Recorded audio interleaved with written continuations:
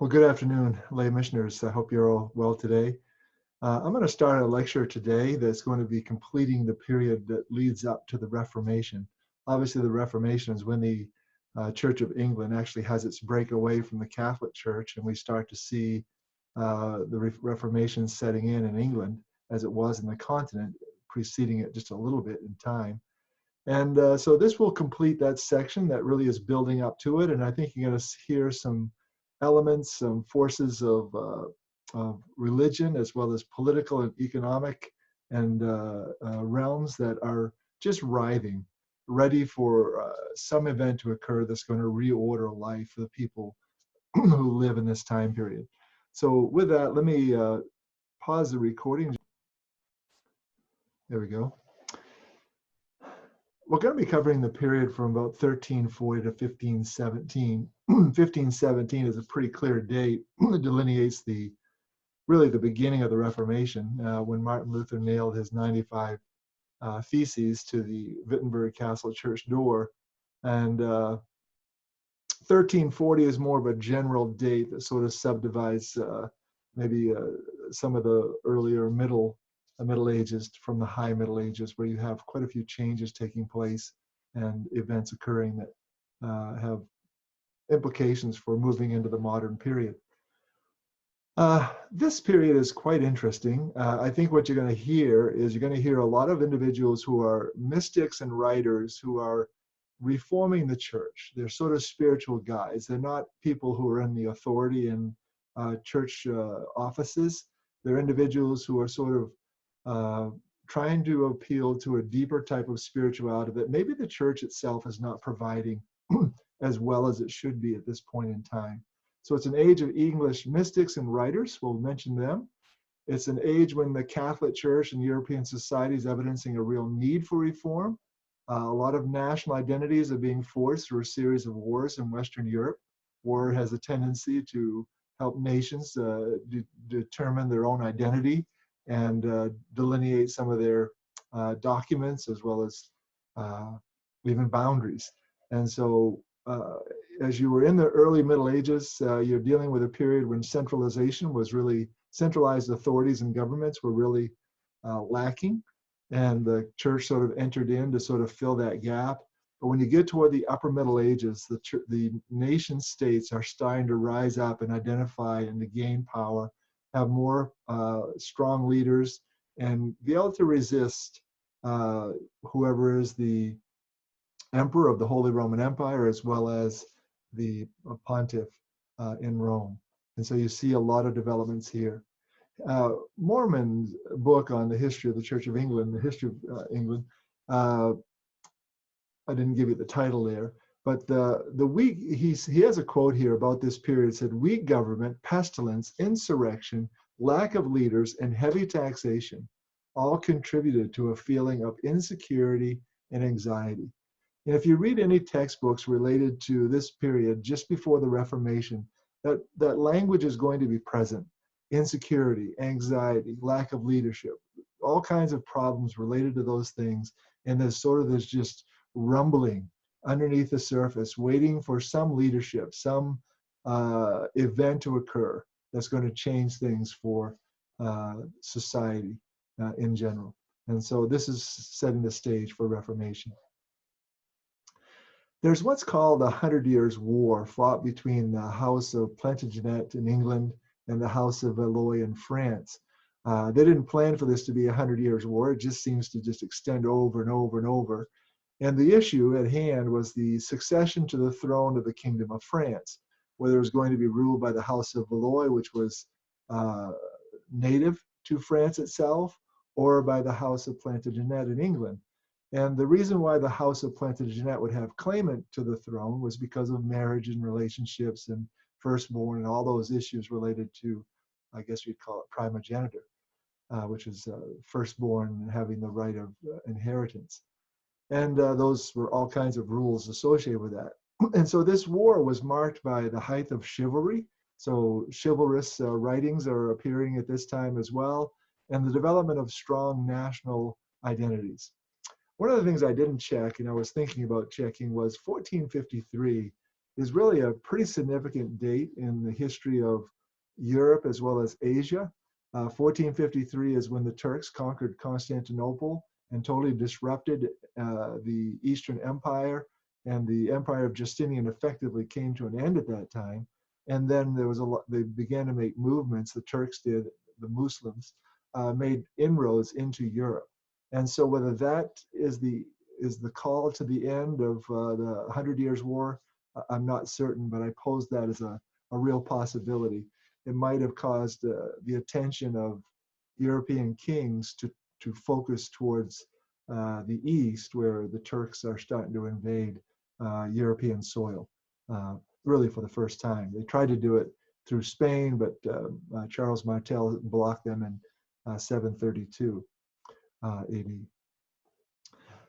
1343 really represents some of the literature that's coming up here. That's that one block of information here. Richard Rolle, who's an English hermit, a widely read mystical writer, he wrote The Fire of Love, and has this sense of a burning heart within him. I cannot tell you how surprised I was the first time I felt my heart beginning to warm. And there's times when he says it's almost like a fire was within his chest, where he was feeling the warmth of God's love. And so he's writing, and he becomes a very popular writer writing about this theme. At the same time, you have an anonymous writer writing The Cloud of Unknowing. And this work points away from seeking to know God as we typically do as cerebrally centered individuals, knowing God through his activities and attributes so we can study them and analyze them, toward knowing him by surrenders one mind and ego to the realm of unknowing. God's ways and God's thoughts are unknown to us. And therefore, to really enter into God and to experience him fully, we have to enter into the cloud of unknowing. And we surrender our mind and our ego to that realm and enter it. And so some very interesting mystical teachings and writings occurring within the English church primarily at this time. There's also on the continent too, but these are ones in the English church.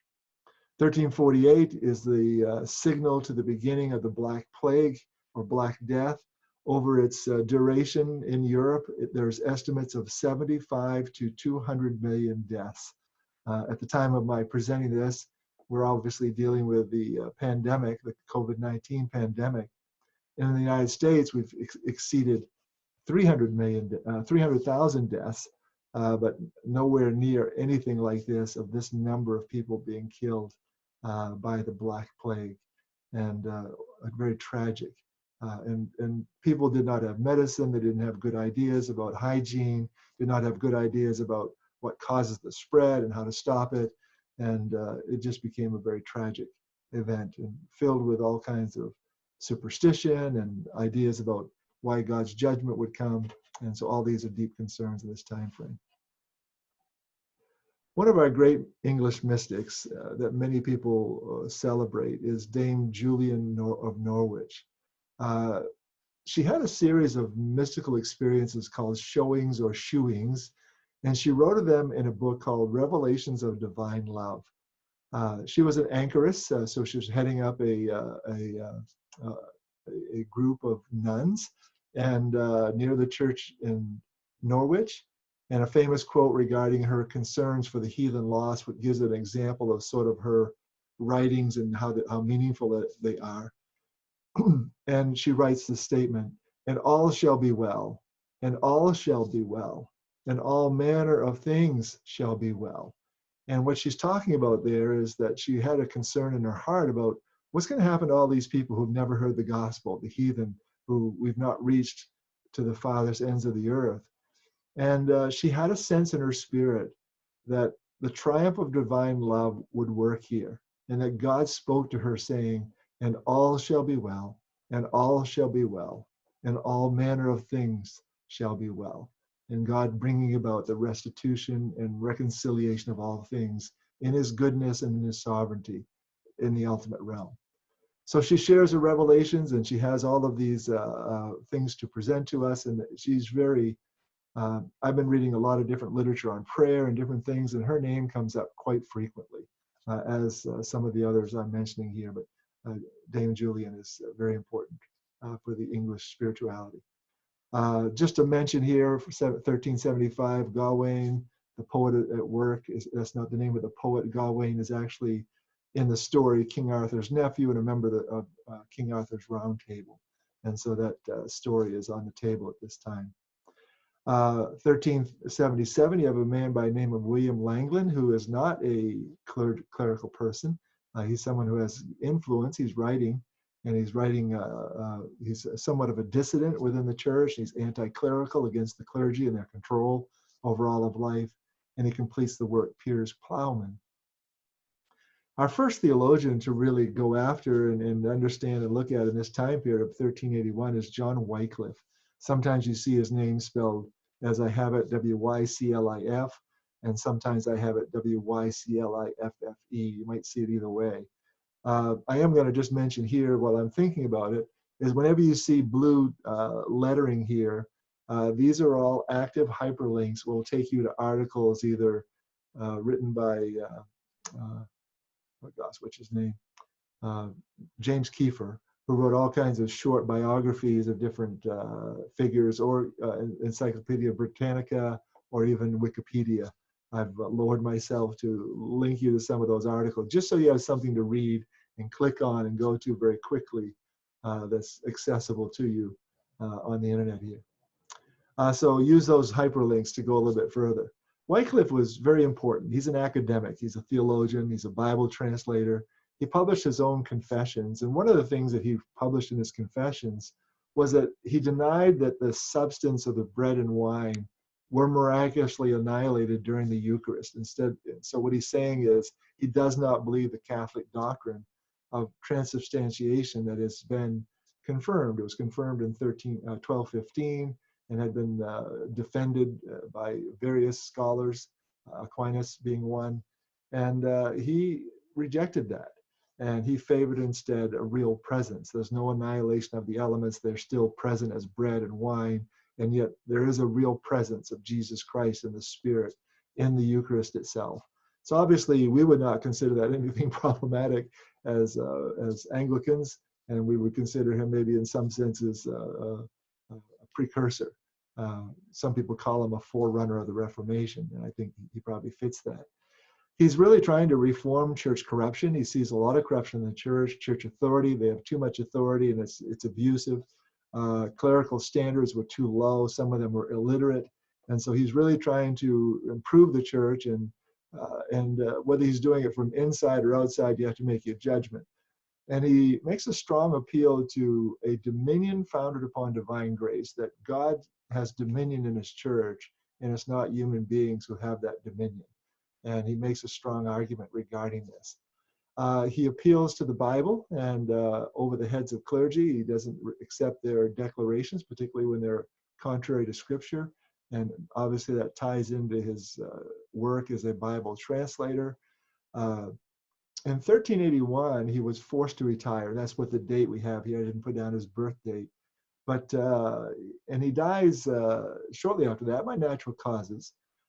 He was forced to retire because there was a lot of worry over the peasants' revolt and all the implications that this would have upon Oxford and all of the disruption in society and culture. And this peasant revolt was really signaling that things were really tumultuous. And Wycliffe, being an agitator, they felt like they wanted to get an agitator off their faculty. What's fascinating about Wycliffe is that he had a group of followers called the Lollards, and they took his writings and followed his Bible translations, and they become a very strong movement, agitating for reform, agitating for overthrow of the Catholic Church. And since his followers grew and grew even after his death, the Catholic Church condemned him for heresy. And I think it was about 40 years after his death, his body was exhumed and burned by the Catholic Church in 1428. And I'm sure for the Catholic theology that had implications for resurrection, but I'm not sure it had the point necessarily that we might think it might have. I'm sure with all the superstition about burning bodies and things of that nature. People of that day were probably deeply impressed by that action of the Catholic Church. We move back to more literature in our next note. Geoffrey Chaucer writing the Canterbury Tales. What some people don't know is he was a member of Parliament. He was a diplomat. He served 3 of the English kings during his time frame in service, and worked treaties and represented the king at various other countries. And so he's a very significant figure. He wrote Canterbury Tales as people were making their pilgrimage, annual pilgrimage back to Canterbury to see that site. And he envisioned there were 30 travelers, which he was going to review their character. And each were going to give 2 stories on the way to Canterbury and 2 stories on the way back. He was planning to write, I think, 120 stories in total, but I think only about 24 were completed before he died. And so it's an incomplete work, but it's also one that reveals a lot about marriage and sexuality and attitudes towards marriage in that day. And Canterbury Tales are known. Walter Hilton, he's an Augustinian mystic and author of The Ladder of Perfection, which is also a mystical work. He dies in 1396. In 1401, you have the persecution of the Lollards. It begins to set in, and this is a real deep concern. You notice this date, 1401, 1428, is when Wycliffe's body was exhumed. And the Lollards are agitating for reform of the church. They want to go back to the Bible. They want to have clerical authority brought under control. They don't want the abuses that are going on in the Catholic Church. And I'm sure this name was given to them as a derogatory name. It comes from the Dutch word babblers. But they were mostly just working men revolting against the clergy, and their leaders read Wycliffe's translation of the Bible. I'm not sure if Wycliffe would have fully supported their movement, but they obviously took him as inspiration for what they ultimately were doing in this time frame. But their persecution sets in officially in 1401. In 1405, Henry IV is the first English king since the Norman Conquest. And what is meant by that, he's the first English king. It was usually someone from Normandy who was serving as king. And he's also a claimant for the French throne. So he has this, the bloodline that would give him the right to both thrones. He executed a person by the name of Richard Schroep, who was a rebellious Archbishop of York. And the popular response was somewhat mixed. And so you have some really disruption going on, contests between political leaders and religious leaders, and the popular people, some are for, some are against. And so you see that society is not all one way in this time frame. 1414, you have this Sir John Oldcastle leading a rebellion of the Lollards. They were trying to capture London, and they failed in that enterprise. And he was burned at the stake. And this and similar incidents polarized the nation. And I think the language here has effectively prevented the reform for the next century. So when you start to have the lines being drawn very clearly and precisely, and you've got a disruptive movement, it lacks, it diminishes the capacity for dialogue and engagement and for reform to happen easily. It just polarizes, and then it prevents, basically just locks things in place for a time frame. And that was, in some sense, unfortunate. 1415, Henry V, he's immortalized as a warrior king in Shakespeare's Henriade plays. He campaigned in France to claim his right to inherit the throne. The English, I think even toward the end of his reign, were driven out of France. They were driven out after his death, I think, but it was even while he was living that Joan of Arc was active. And the French began to have these initial victories under Joan of Arc. She's a French mystic, a young woman, military leader, and she was burned at the stake for heresy in 1431 at the age of 19, 19 and a half. When you're under 20, I guess you have to still include those halves. And so a very young woman, a very charismatic woman, very spiritual woman, and leading the French armies to success against Henry. 1422. The personal rule of saintly but schizophrenic Henry VI began at the age of 9 months. The first rule was obviously ruled by people who were in control of Henry from 1422 to 1461. Then there's a break of time where he was not the ruler, and then he was ruled from 1470 to 71. And he was also the disputed king of France from 1421 to 1453 as Henry II in France, but Henry VI in England. As you can tell by my own reading of this and my own recitation of it to you, that this is very complex history. Getting this all sorted out and having a clear delineation of who is who, especially when they have two titles in two different countries, it gets very complicated. But Henry is a spiritual individual. He's saintly, as it says in the definition up above. Here's a quotation from him. "O the Lord Jesu Christ, who didst create me, redeem me, and foreordain me unto that which now I am. Thou knowest what thou wilt do with me. Deal with me according to thy compassionate will." And so he's a person who wants to do the will of God. He's submissive to it. He sensed that God has foreordained him for the day of his kingship, and he submits himself to God's compassionate will.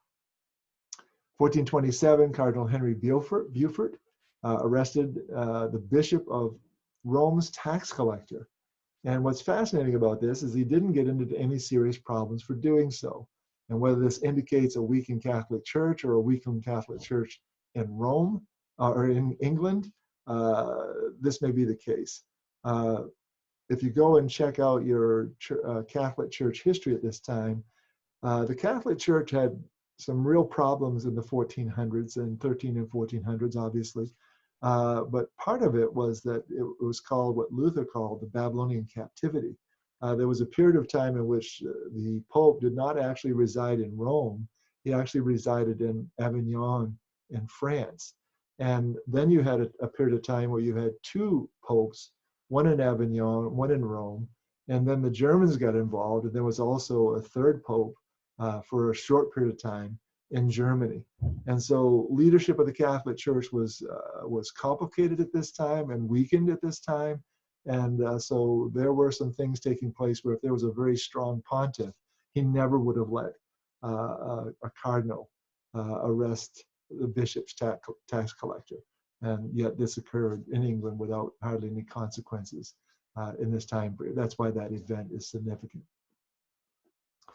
Marjorie Kemp, our date 1436, is an eccentric mystic. She's a visionary, and she dictates her autobiography. And this becomes a very important piece of literature.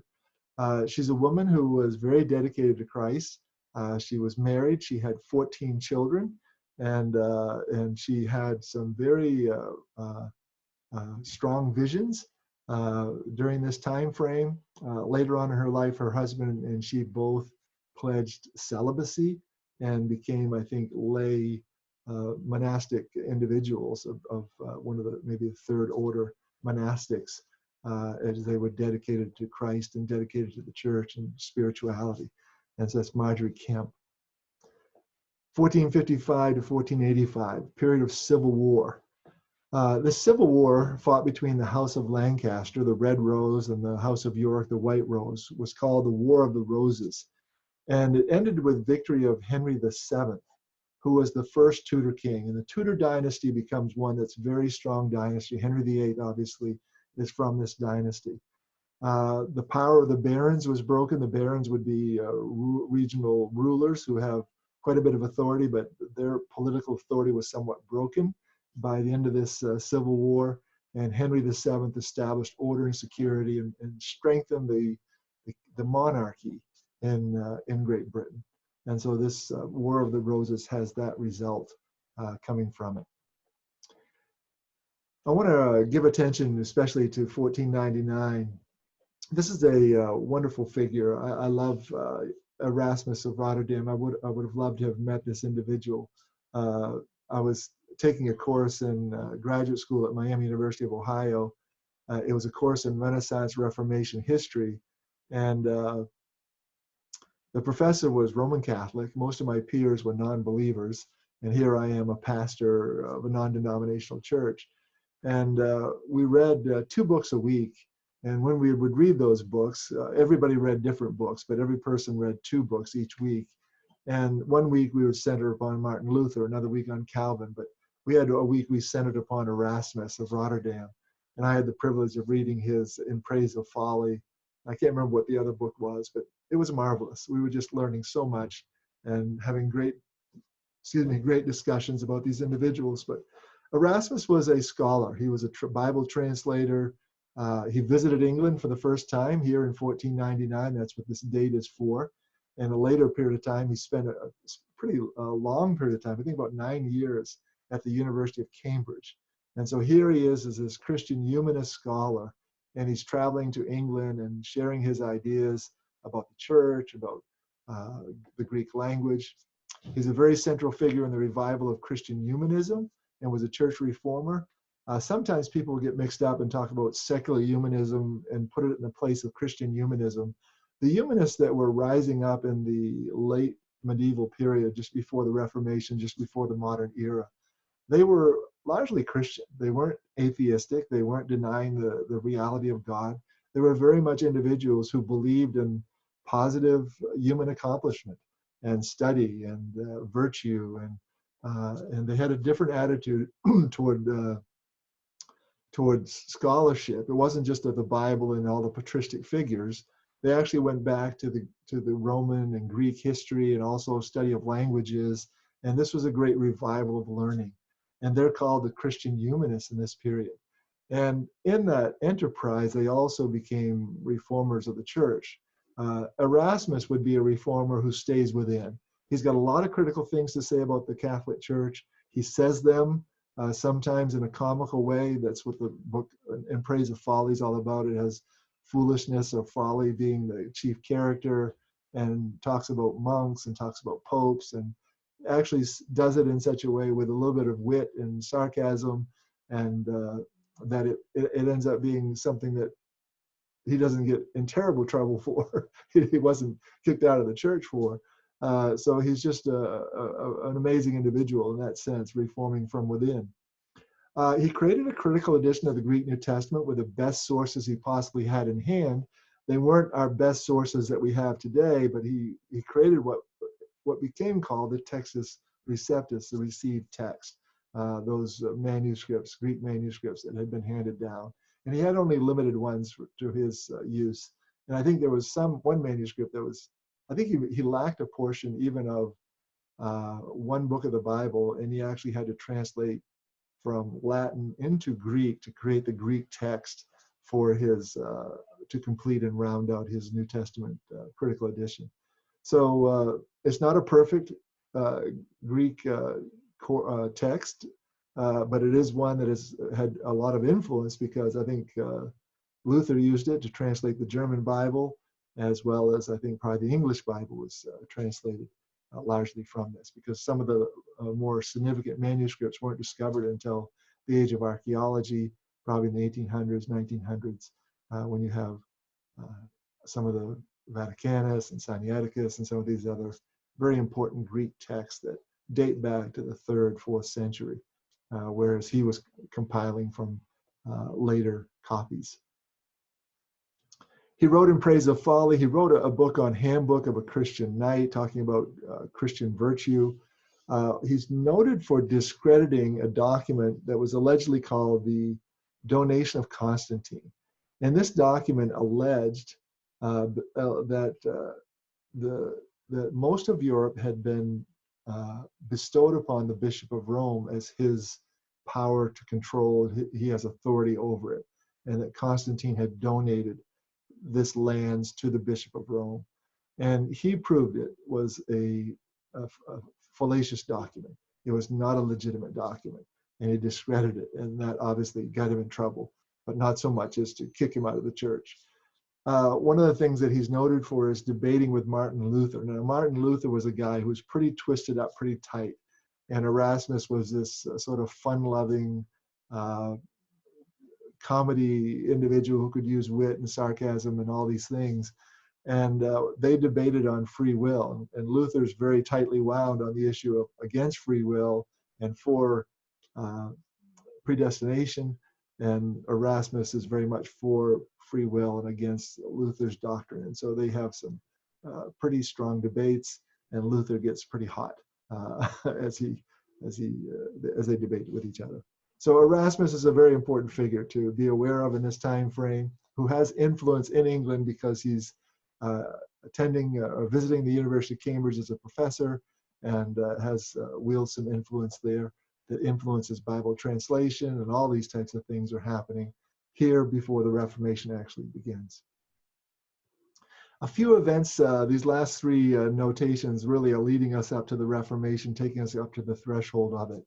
Thomas Wolsey, who's the Archbishop of York, he's made a cardinal in 1515, and he was a powerful papal legate in England, but ultimately he became Henry VIII's Lord Chancellor, his chief advisor. And this is a political position as well as his clerical position that he has. And so he's an individual who possesses great abilities, but he's also proud, he's corrupt, he's not celibate. And so he's not necessarily a real strong mark of high exalted papacy, clerical delegate at this time. He's not representing well the church, but he is a very powerful political and religious figure here in Great Britain. In 1517 to 21, the Protestant Reformation's underway. Luther has nailed his 95 Theses. Things are really stirring up in Wittenberg itself. Luther is charged with heresy. He's being protected. Finally, in 1521, Luther is tried for heresy at the Diet of Worms. He's excommunicated. During this time, Luther's writing all kinds of pamphlets. Luther was an individual who utilized that technology to spread the Reformation. He was very successful in that enterprise. He would write up a manuscript, they would put it on the printing press, and it would be disseminated. And they weren't large books that had to take a lot of paper or whatever. They were small tractates, and they would be sent out, pamphlets, boom, sent out. And what's fascinating is that Henry VIII is considered to have been a pretty decent theologian. During this time period, he's still a very strong Catholic. He has great reservations about what's going on in the continent with the Reformation. And he wrote a defense of the 7 sacraments. I've linked that document for you. And it's a response to Martin Luther's attack upon the indulgences. And so the person who initiates the movement to become the Church of England away from Catholicism is in 1521 heralded by Pope Leo X as the defender of the faith. And so he's defending the faith. I think he received this title in 1525, actually, but he's writing this work in I think 21. And so Henry is a theologian. He's very Catholic. He's defending the 7 sacraments as legitimate, and this follows a long durative adherence to 7 sacraments as being the ones that the church recognizes. The Church of England chooses ultimately to recognize 2 as established by Christ, just baptism and the Eucharist, while the others, they would say, maybe have some sanction in other portions of Scripture, but really don't rise to the level of being sacramental as in terms of the same level as baptism and the Eucharist. 1529, I want to just signal an event here. Wolsey is refusing to annul Henry's marriage to Catherine of Aragon, and Henry VIII is furious with him, fires him for his role as Lord Chancellor. And of this, he's also aware of his wheelings and dealings, so all these things become a problem to Henry at this point in time because of Wolsey's refusal to annul his marriage. Wolsey wrote, "Had I but served my God as diligently as I've done the king, he would not have given me over in my gray hairs." And so maybe had he served God more faithfully, God would have defended him and not allowed him to be tried for heresy. Note the following statement. After his fall, he visited his diocese in York for the very first time. He was an absentia bishop. And this happened. There were many places where the bishop just didn't show up, and the church was just not run well, wasn't effective, and the bishop would be off somewhere, maybe collecting his money for his role, but and giving very small amounts of money to his clergy, but uh, not being very faithful to his role. And so here's Wolsey going to York for the very first time, only after Henry fires him as his Lord Chancellor. Later, Henry charged him with treason, and on his way back to London to face those charges, he died of natural causes, which was probably to his own good luck. Well, anyway, that's the picture of things as we move into this period. And what you hear is there's a lot of things going on. There are a lot of writings and mystics rising up to reform the spirituality of the church, sort of from the margins, and not necessarily from the center of the papacy or the clergy, but from the margins. You have intellectuals who are really getting concerned about church abuses and church doctrine, and they're challenging it. And you find that in Wycliffe, and you find it in Erasmus, and you find conversations going on at Cambridge and Oxford. These universities are places where ideas are being challenged. This filters down to people within society and culture who are just workers, and the Lollards take up Wycliffe's ideas, and they say, yes, this is right, the Bible is right, and they begin to protest against the clergy and the church, and so ferment's happening there. Kings are struggling to retain their power, and whether they control one region or another, and there's all kinds of wars going on here, and so a lot of disruption. Taxation by the church, taxation by monarchy, people who are still in a feudal system of serfdom don't like it, they want to break away from it. So everything is filled with anxiety, insecurity, and it's writhing and ready for reformation. So this gives you a feel for where we are, gives you a feel for what brings us up to Henry's movement away from the Catholic Church, and we'll see that happening in our next lecture. God bless you. You take care.